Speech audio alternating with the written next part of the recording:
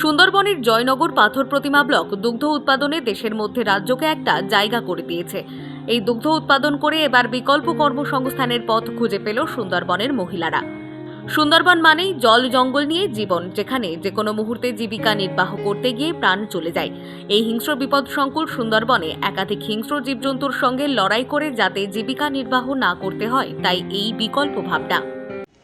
লাভ বলতে আমাদের বাড়িতে বড় বড় গাভী আছে। এই গাভীর দুধগুলো আমরা আগে পাড়ায় দিতাম, কিন্তু পাড়ায় সেরকম দাম দর পেতাম না, বা বর্ষাকালে দুধটা বিক্রিও করতে পারতাম না মাঝে মধ্যে। এর কারণে সমবায় সমিতি হওয়ার ফলে আমাদের এই দুধগুলো বিক্রি করার সুবিধা হয়েছে, আর আমরা যথেষ্ট দামও পাচ্ছি।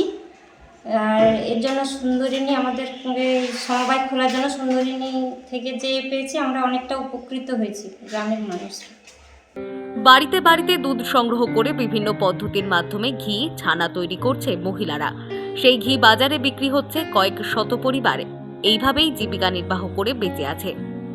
এই সমস্ত এলাকাবাসীদের বিকল্প কর্মসংস্থান সৃষ্টি ও অসহায় পরিবারের সদস্যদের নিয়ে বাজার মধ্যাঞ্চল কৃষি উন্নয়ন সমবায় সমিতি সহ অন্যান্য সমবায়ের মাধ্যমে পাথর প্রতিমা, জয়নগর, কাকদ্বীপ, নামখানা, মথুরাপুর এলাকায় গৃহবধূ ও তাদের পরিবারের সদস্যদের নিয়ে শুরু হয় কাজ।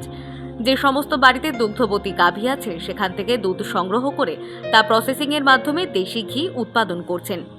সম্ভব হচ্ছে মাননীয় মুখ্যমন্ত্রীর অনুপ্রেরণায় গ্রাম বাংলার মায়েদের স্বনির্ভর করার তাগিদে বিভিন্ন রকম প্রকল্প গ্রহণ করেছেন। সেটা দুধটা হচ্ছে আমাদের গ্রাম বাংলার একটা অন্যতম সম্পদ। মেয়েরা এখানটায় গাভী পালন করছে, সেখান থেকে দুধ উৎপাদন করছে। দুধের আবার সমবায়ের মাধ্যমে, মানে দুধের কোঅপারেটিভ তৈরি করে সুন্দরিনীর মাধ্যমে প্রত্যেকে দুধটা বিক্রি করছে।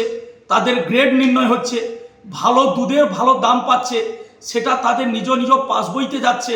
ওই দুধ থেকে ঘি উৎপাদন হচ্ছে, ভালো ধরনের মিষ্টি উৎপাদন হচ্ছে, সেটা বাজারে ভালো দামে বিক্রি হচ্ছে, যার ফলে এই করে একেবারে মেয়েরা যথেষ্ট স্বাবলম্বী হচ্ছে। বিশেষ করে পাথর প্রতিমা ব্লকের দেবীচক সুন্দরিনী প্রকল্প, যেখানে দুধের গুণগত মান বিচার করে তবেই টাকা দেওয়া হয়, সেখানে প্রতিদিন আসছে হাজার হাজার লিটার দুধ। দুধ শীতলীকরণ করে জয়নগর, মথুরাপুর বিভিন্ন এলাকায় পাঠিয়ে দেওয়া হচ্ছে।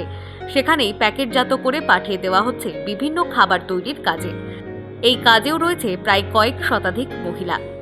এভাবেই নিজেরা জঙ্গলে না গিয়ে, জীবনের ঝুঁকি না নিয়ে আগামী দিনে তাদের সংসারে সচ্ছলতা আনতে এবং নিজেরা স্বাবলম্বী হতে বিকল্প কর্মসংস্থানের দিশা দেখছে।